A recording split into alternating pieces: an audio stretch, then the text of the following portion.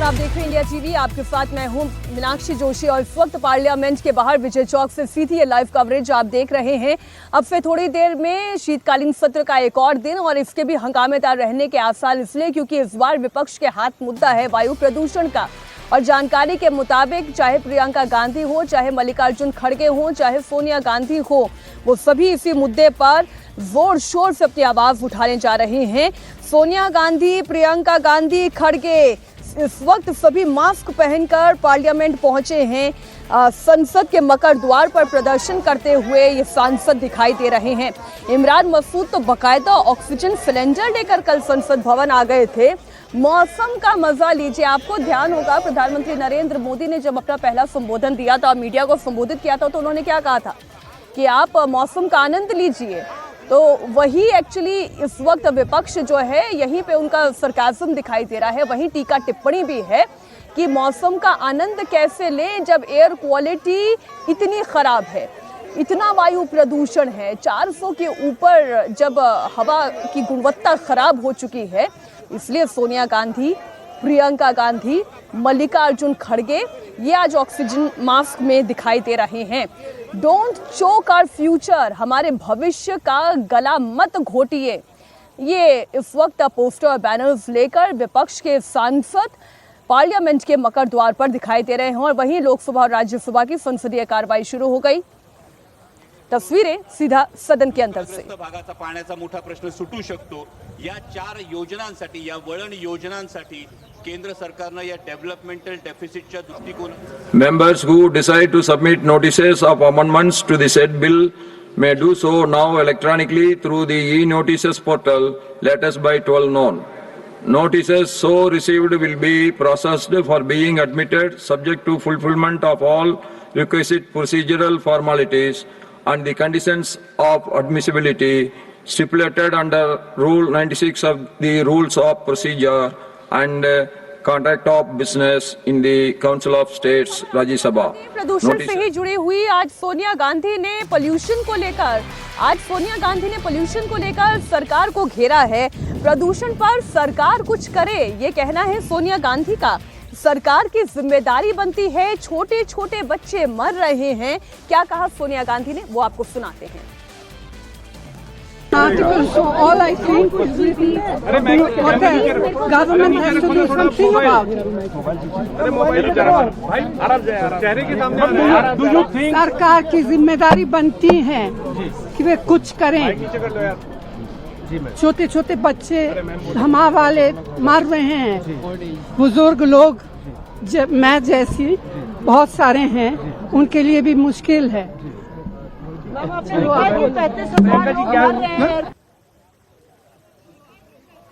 तो बुजुर्गों के लिए मुश्किल है, बच्चों के लिए मुश्किलें हो रही हैं। और प्रियंका गांधी वाड्रा ने भी सरकार को घेरा। उन्होंने कहा कि छोटे छोटे बच्चे सांस नहीं ले पा रहे हैं, सरकार प्रदूषण पर कोई एक्शन नहीं ले रही है।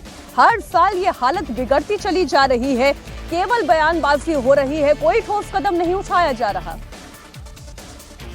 किस मौसम का मजा लें, बाहर देखें ना क्या स्थिति बनी हुई है। जैसे मैडम ने कहा, सोनिया जी ने कहा, छोटे छोटे बच्चे सांस नहीं ले पा रहे हैं, बुजुर्ग लोग इनकी तरह इनको दमा है, सांस नहीं ले पा रहे हैं रोज का। और ये हर साल ये स्थिति बिगड़ती जा रही है और हर साल सिर्फ बयानबाजी होती है, कोई ठोस एक्शन नहीं लिया जाता। ठोस एक्शन लेना है और हम सब ने बोला है कि सरकार एक्शन ले, हम सब साथ खड़े हैं। ये कोई राजनीतिक मामला नहीं है कि हम उंगलियां उठाएं एक दूसरे पे।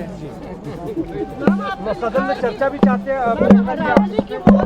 रावली और मोदी सरकार की जो एनवायरनमेंट की पॉलिसी। ठीक है, मैंने भी लिख दिया आर्टिकल में, सब कुछ जो मेरे मन में है, जो सबके लिए सोचना पड़ता है। देखिए, विपक्षी सांसदों का ये जो प्रोटेस्ट है और ये जो मांग उठाई जा रही है, जाहिर है ये इस वक्त की जरूरत भी है।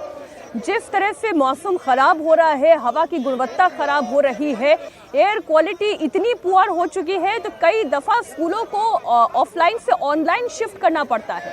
बच्चों को ऑनलाइन स्कूलिंग करनी पड़ रही है। कई दफ़ा उनका स्कूल जाना मुश्किल हो जाता है। क्यों? क्योंकि हवा की गुणवत्ता बहुत ख़राब है और ये साल दर साल ख़राब होती चली जा रही है। इसमें केवल एक कांग्रेस का प्रदर्शन कर देना या टीएमसी का प्रदर्शन कर देना, सरकार को इसके खिलाफ कदम उठाने की आवश्यकता है। और ये कोई राजनीतिक विषय नहीं है। जो प्रियंका गांधी कह रही है बिल्कुल ठीक बात है, ये कोई राजनीतिक विषय नहीं है। प्रदूषण पर घमासान होना चाहिए और एक पॉजिटिव माइंडसेट के साथ चर्चा होनी चाहिए। इस प्रदूषण से मुक्ति का अधिकार हर दिल्ली वासी को है, सिर्फ दिल्ली ही नहीं। आप गुड़गांव की बात करें, आप नोएडा की बात करें, आप फरीदाबाद की बात करें, इस इलाके में रहने वाले लोग, कोई गले में खराश, कोई दमा की शिकायत, कोई आंखों में जलन, इस तरीके की परेशानी से जूझ रहे हैं। आप ये कह सकते हैं कि हाँ एफआईआर के बाद अब विपक्ष को एक और मुद्दा मिल गया, ये एक और मुद्दा नहीं है, यही मुद्दा होना चाहिए और इस पर भी सरकार को विचार करना चाहिए। इस बीच एक और बड़ी खबर आ रही है, बड़ी खबर आपको दे दी। रेवंत रेड्डी के बयान पर बीजेपी ने अटैक किया है। रेवंत रेड्डी ने हिंदू देवी देवताओं को लेकर जिस तरह का बयान दिया था उसके बाद से बीजेपी आक्रामक है, हमलावर है। रेवंत रेड्डी पर बीजेपी ने बयान दिया। राहुल गांधी बताएं क्या वो जिहाद के साथ है? संबित पात्रा ने पूछा, रेवंत रेड्डी ने हिंदुओं और सनातन का अपमान किया है। आप सुने क्या कहा संबित पात्रा ने।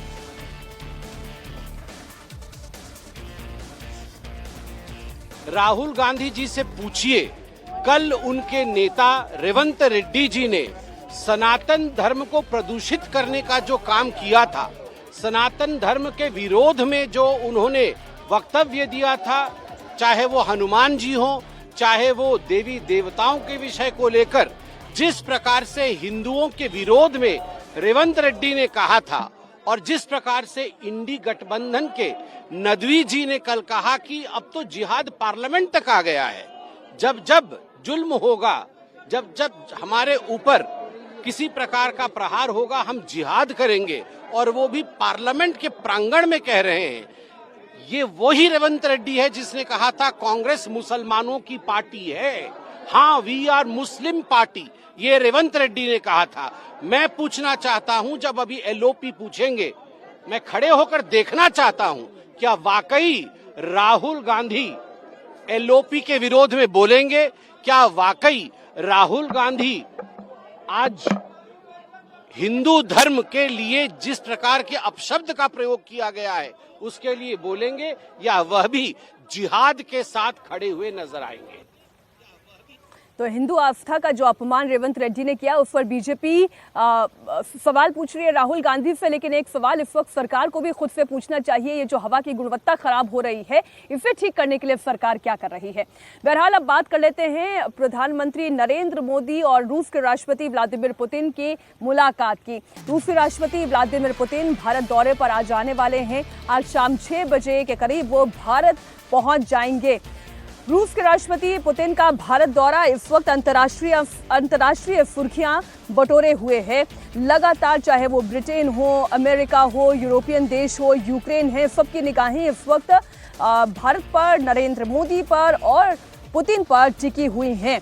आपको बता दें इस मीटिंग से जुड़ी हुई सारी जानकारी आपको लगातार इंडिया टीवी दे रहा है।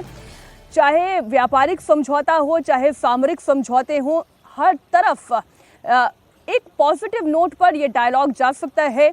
मोदी और पुतिन का ये पावर शो, चाहे फिर वो विध्वंसक ब्रह्मोस की डील हो, सुदर्शन S-400 की डील हो, Su-57 की बात हो, यूक्रेन के साथ इस जंग के बीच पुतिन का ये भारत का दौरा, ये पहला भारत दौरा है और ये दौरा इस लिहाज से भी बड़ा विशेष है क्योंकि अमेरिका के राष्ट्रपति डोनाल्ड ट्रंप की भी नजरें इस दौरे पर टिकी हुई हैं। पहले आपको इस पूरे दौरे की जानकारी दे दें। पुतिन 2 दिनों तक भारत रहने वाले हैं और इस दौरान आज शाम 6 बजे वो दिल्ली पहुंचेंगे।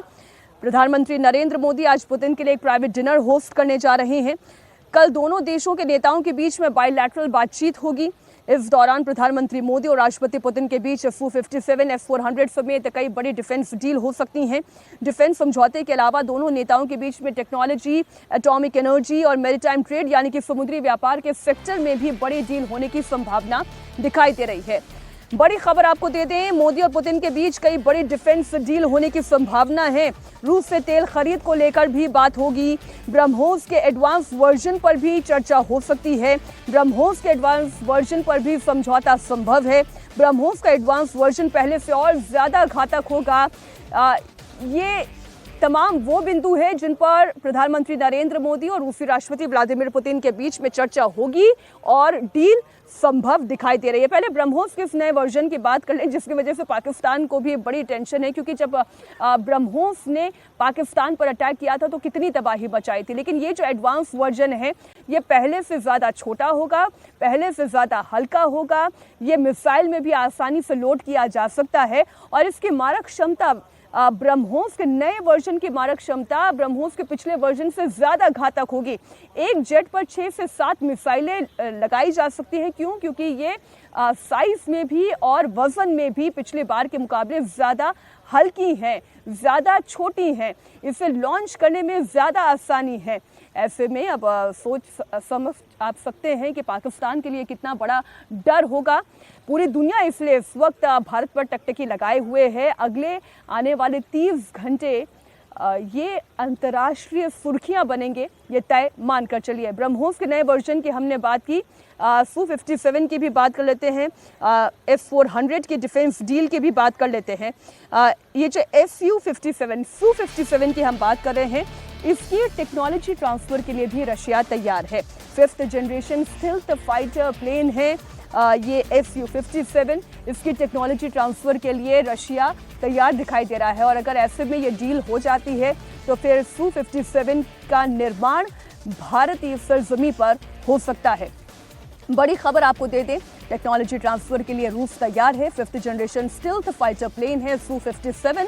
भारत और रूस के बीच में इस पर डील हो सकती है और अगर टेक्नोलॉजी ट्रांसफ़र हो जाता है, डील पॉजिटिव नोट पर आगे बढ़ती है, तो ऐसे में आप मानकर चलिए भारत में इसका निर्माण होना शुरू हो जाएगा। अब देखिए, राष्ट्रपति पुतिन जब भारत आ रहे हैं और नरेंद्र मोदी से ये मुलाकात हो रही है, ये ऐसे दौर में मुलाकात हो रही है जब अमेरिकी राष्ट्रपति डोनाल्ड ट्रंप लगातार भारत पर दबाव बना रहे हैं। ये दबाव तेल खरीद को लेकर बना रहे हैं। जितने भी सैंक्शंस भारत पर लगाए गए हैं या जितने भी नए टैरिफ इम्पोज किए गए हैं, यही कहते हुए इम्पोज किए गए कि भारत को रशिया और यूक्रेन के बीच अगर इस जंग का समाधान निकालना है तो रूस से तेल खरीदना बंद करना होगा। तो रूस के साथ भारत की कई बड़ी ट्रेड डील साइन होने जा रही है। सबकी नज़र इसलिए भारत और रूस की डिफेंस डील पर है। अभी S-400 की 3 यूनिट है भारत के पास, जबकि भारत 2 और यूनिट खरीदने की तैयारी कर रहा है। इसके अलावा रूस से भारत S-400 डिफेंस सिस्टम खरीदना चाहता है। S-500 की मारक क्षमता 500 से 600 किलोमीटर तक की है और ये 180 से 200 किलोमीटर की ऊंचाई पर भी टारगेट करने की क्षमता रखता है। साथ ही लड़ाकू विमान हो, ड्रोन हो, क्रूज मिसाइल हो, यहाँ तक कि हाइपरसोनिक मिसाइल को भी इंटरसेप्ट करने में ये कामयाबी हासिल किए हुए है। अगर ये डील होती है तो भारत की चीन के ऊपर निर्णायक बढ़त बन जाएगी। अभी S-400 की काबिलियत जो है, जब पाकिस्तान ने भारत की तरफ अपनी आंखें तरेरी थी तो कैसे S-400 डिफेंस सिस्टम ने उसका मुंहतोड़ जवाब दिया था, ये भी पूरी दुनिया ने देखा था। ऐसे में S-500 इस डिफेंस सिस्टम को लेकर भी भारत और रूस के बीच में डील संभव हो सकती है।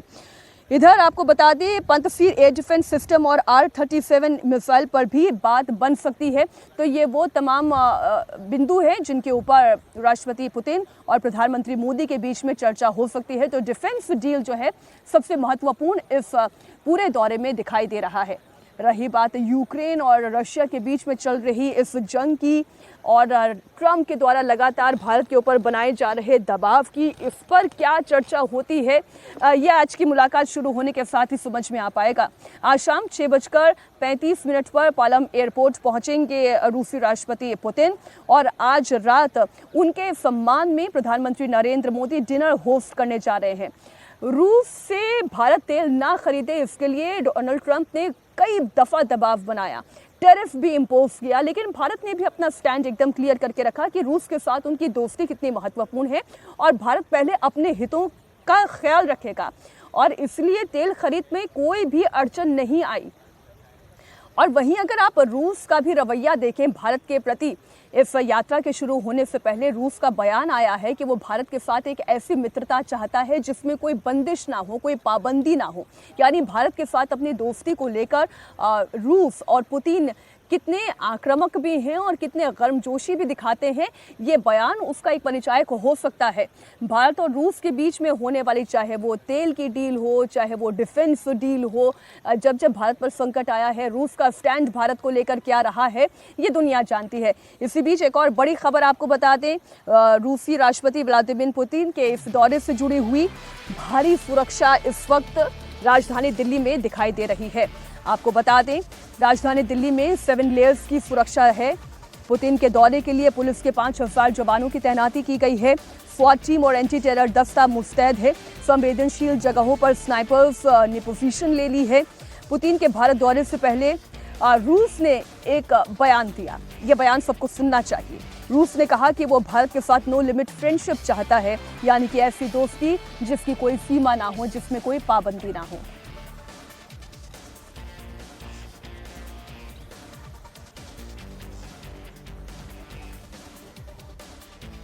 Very, very high level of cooperation with China in various fields. चीन के साथ हमारे कई क्षेत्रों में बहुत ऊंचे दर्जे का सहयोग चल रहा है, ठीक उसी तरह भारत के साथ भी। और हाँ, हम चीन के साथ तमाम क्षेत्रों में अपने सहयोग को इस हद तक बढ़ा रहे हैं जिसकी कोई सीमा, कोई पाबंदी नहीं है। लेकिन भारत के साथ भी हमारा यही स्टैंड है। भारत इस रिश्ते को जितना आगे ले जाना चाहे, हम उसके लिए तैयार हैं। और जहां तक भारत राजी हो, हम उसके साथ अपना सहयोग हर मुमकिन क्षेत्र में विकसित करने के लिए भी तैयार हैं। And we're ready to develop our cooperation in every possible field, as far as India is ready. इधर पुतिन को लेकर राष्ट्रपति डोनाल्ड ट्रंप, अमेरिका के राष्ट्रपति डोनाल्ड ट्रंप ने एक अलग दावा कर दिया है। यूक्रेन युद्ध को खत्म करना चाहते हैं पुतिन, ये कहना है डोनाल्ड ट्रंप का। अमेरिकी वार्ताकारों की पुतिन से अच्छी बैठक हुई है। मॉस्को में पुतिन से ट्रंप के 2 वार्ताकारों की मुलाकात हुई है और इस मुलाकात के बाद अमेरिकी राष्ट्रपति डोनाल्ड ट्रंप ने ये कहा कि यूक्रेन के साथ पुतिन भी युद्ध खत्म करना चाहते हैं। आइए आपको सुनाते हैं डोनाल्ड ट्रंप ने क्या कहा। With Mr. Witkoff and with Mr. Kushner last night, did they give you the sense that President Putin still wants to end the war, still wants to make peace? He would like to end the war. That was their impression. Putin still wants to end the war, still wants to make peace? He would like to end the war. That was their impression. Now, whether or not, you believe him? That was their impression. Their impression was that they'd like to see, he would like to see the war ended. I think he'd like to get back to dealing a more normal life. I think he'd like to be trading with the United States of America, frankly, instead of, losing thousands of soldiers a week. But their impression was very strongly that he'd like to make a deal. We'll see what happens. तो America के राष्ट्रपति Donald Trump को आपने सुना और Trump ये चाहते हैं कि ये युद्ध खत्म हो जाए। लेकिन अलास्का में जो पुतिन की और ट्रंप की मुलाकात भी हुई थी, वो किसी पॉजिटिव नोट के साथ खत्म नहीं हो पाए, क्योंकि ना तो जंग रुकी, ना यूक्रेन रुका, ना पुतिन रुके। और अभी दिल्ली दौरे पर आने से पहले बड़ी खबर ये भी है कि पूर्वी यूक्रेन के एक बड़े शहर पर रूस ने कब्जा जमा लिया है। ऐसे में अगर ये युद्ध रुकता है और भारत दौरे पर आने के साथ ये युद्ध रुकने की दिशा में अगर एक कदम भी पुतिन उठाते हैं तो उसमें भारत का भी एक बड़ा योगदान कहा जा सकता है। ये जो तस्वीरें हम आपको दिखा रहे हैं, ये ताज़ा तस्वीरें हैं जिस तरह से रूस और यूक्रेन के बीच में ये भीषण जंग चल रही है। रूस लगातार यूक्रेन पर हावी होता हुआ दिखाई दे रहा है। इस बीच अमेरिका से एक बड़ी खबर और आ रही है, वो खबर भी आपको दे दें। अमेरिकी वायुसेना के F-16 विमान के क्रैश होने की जानकारी सामने आई है। ये विमान दक्षिण कैलिफोर्निया के रेगिस्तान में ट्रेनिंग के दौरान हादसे का शिकार हुआ है, लेकिन पायलट सुरक्षित कूदने में कामयाब रहा है। बड़ी खबर आपको बता दें, अमेरिका से आ रही है। अमेरिकी वायुसेना के F-16 विमान के क्रैश होने की यह खबर है। दक्षिणी कैलिफोर्निया के रेगिस्तान में ट्रेनिंग के दौरान यह हादसे का शिकार हुआ है। गनीमत ये रही कि पायलट सुरक्षित है। उसने पहले ही प्लेन से इजेक्ट कर लिया था, इसलिए वो अपनी जान बचा पाने में कामयाब रहे।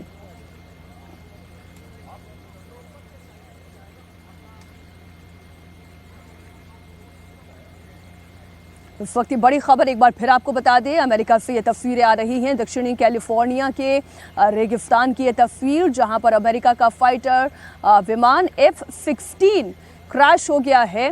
मलबे में तब्दील हो गया है पूरा प्लेन, पूरा फाइटर जेट। गनीमत ये रही कि इसके ब्लास्ट होने से पहले, इसके क्रैश होने से पहले ही पायलट ने अपने आप को इजेक्ट कर लिया था, वो अपनी जान बचाने में कामयाब रहे। आइए एक बार फिर से आपको सीधा लिए चलते हैं सियासी खबरों की तरफ। खबर आ रही है मुर्शिदाबाद से। मुर्शिदाबाद में जहां पर पश्चिम बंगाल सरकार मुख्यमंत्री ममता बनर्जी ने एसआईआर के खिलाफ मोर्चा खोल दिया है।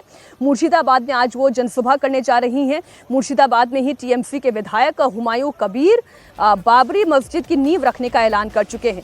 आज की रैली में सीएम ममता बनर्जी के साथ हुमायूं कबीर मौजूद रहेंगे या नहीं, ममता बनर्जी उनसे मुलाकात करेंगी या नहीं, ये अभी तक स्पष्ट नहीं हुआ है। लेकिन हुमायूं कबीर ने यह जरूर कहा है कि वो रैली में मौजूद रहेंगे। इससे पहले कल ममता बनर्जी ने मालदा में रैली की और इस दौरान ममता ने अपनी नीतियों से बीजेपी बंगाल में अपने लिए कब्र खोदने वाला बयान दिया। एसआईआर जन्नो पश्चिम बंगाल में एसआईआर कराने के पीछे अमित शाह का दिमाग है। अमित शाह किसी भी कीमत में बंगाल पर कब्जा करना चाहते हैं, लेकिन हम ऐसा होने नहीं देंगे। बंगाल में एसआईआर करवाकर बीजेपी ने अपनी कब्र खोदने का काम किया है। बिहार और बंगाल एक जैसे नहीं हैं। हम एसआईआर के खिलाफ नहीं हैं, लेकिन इतनी जल्दबाजी करने की क्या जरूरत थी? हम जानते हैं कि विधानसभा चुनाव को देखते हुए केंद्र सरकार ने यह फैसला किया है, लेकिन वो बंगाल नहीं जीत सकते। केंद्र सरकार को कोई हक नहीं है कि बंगला बोलने वालों को बांग्लादेशी घोषित कर दिया जाए। सरकारेर क्षमता दखल करार जन्य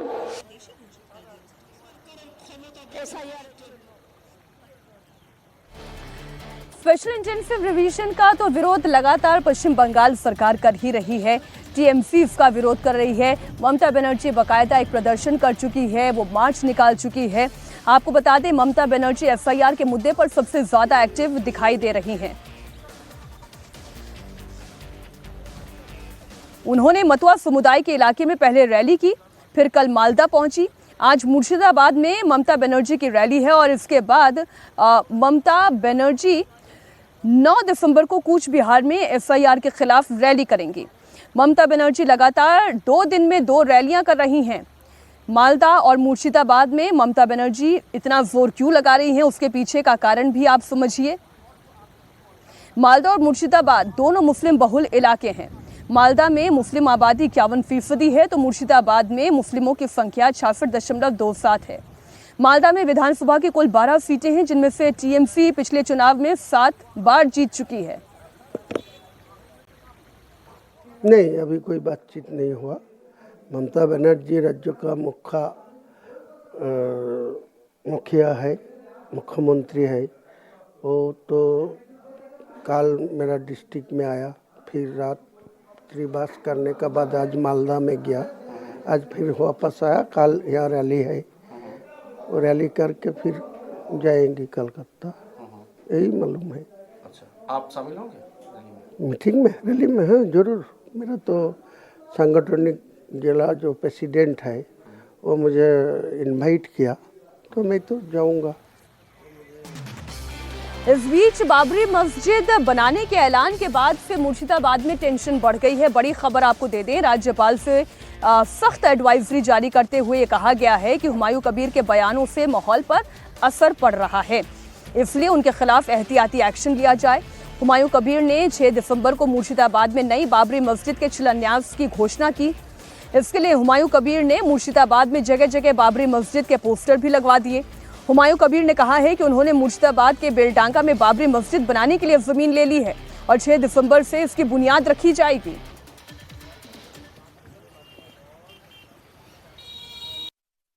हाँ, वो तो बाबरी मस्जिद का शिलान्यास होगी 6 दिसंबर।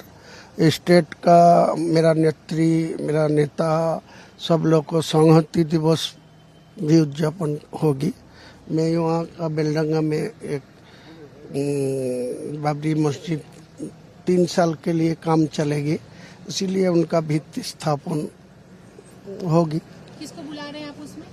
वो मुस्लिम लीडर लोग सब आएगी। मुस्लिम जो जाने वाने वाला है, जो कुरान हदीस, बड़ा नाम बाद में आपको ऐलान कर देंगे। अब्बास सिद्दीकी को आप बोल रहे थे? अब्बास सिद्दीकी तो जाएगी, वो तो लीडर नहीं, कोई राजनीति लीडर नहीं है। वो लोग तो फुरफुरा शरीफ को अच्छा आदमी है। अब हुमायूं कबीर के इस प्लान को ममता बनर्जी का सपोर्ट है या नहीं, ये समर्थन है या नहीं, अभी ये स्पष्ट नहीं हो पाया है। क्योंकि जहां पर हुमायूं ये बाबरी मस्जिद बनाना चाहते हैं वो जगह नेशनल हाईवे नंबर 12 के बिल्कुल प्राइम लोकेशन पर है। अब ऐसे में ये क्लियर नहीं हो रहा है कि ज़मीन के मालिक ने दो टूक लफ्ज़ों में ये कह दिया है कि वो यहाँ पर पेट्रोल पंप लगाएंगे, बाबरी मस्जिद नहीं बनाने देंगे।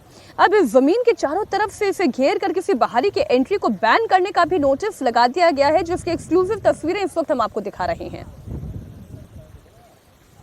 ये जो जगह है ये मुर्शिदाबाद डिस्ट्रिक्ट के बेलडंगा का जो एकदम NH है यानी कि नेशनल हाईवे है, नेशनल हाईवे के एकदम बगल में है। इसी जगह पर हुमायूं कबीर ने कहा था कि बाबरी मस्जिद बनेंगे, तो ये बाबरी मस्जिद का नींव इसी जगह पर रखे जाएंगे। लेकिन आखिर तक जैसे कि देखा गया, इस जमीन के जो मालिक है उनके तरफ से यहाँ पर टीन के चद्दर से घेर लिया गया और यहाँ पर सीधी तौर से लिखा गया है बाहरी कोई भी लोग यहाँ पर किसी भी तरीके से अंदर नहीं जा सकते और इस जगह पे पेट्रोल पंप बनाए जाएंगे। और अब देखने वाली बात यह है कि हुमायूं कबीर जिस तरीके से वो सीधी तरीके से वो कहा है कि बाबरी मस्जिद किसी भी हालत में बनेंगे, चाहे वो अन्य किसी जमीन पर हो या फिर दूसरे किसी जगह पर हो, वो बाबरी मस्जिद बना के ही छोड़ेंगे। तो वो बाबरी मस्जिद अब कहाँ बनती है, हुमायूं कबीर का क्या प्लानिंग है, यही देखने वाली बात है। टीएमसी के MLA बाबरी मस्जिद बनाने का प्लान तो कर रहे हैं, लेकिन इस प्लान को खुद उनकी सरकार और मुख्यमंत्री सपोर्ट कर रही है या नहीं? क्योंकि आप ही जो रिपोर्ट दिखा रहे थे, ओंकार हमारे सहयोगी जुड़े हुए हैं, ओंकार जो आप रिपोर्ट दिखा रहे थे, अगर जमीन हुमायूं कबीर की है नहीं तो वहां बाबरी मस्जिद बनाएंगे कैसे?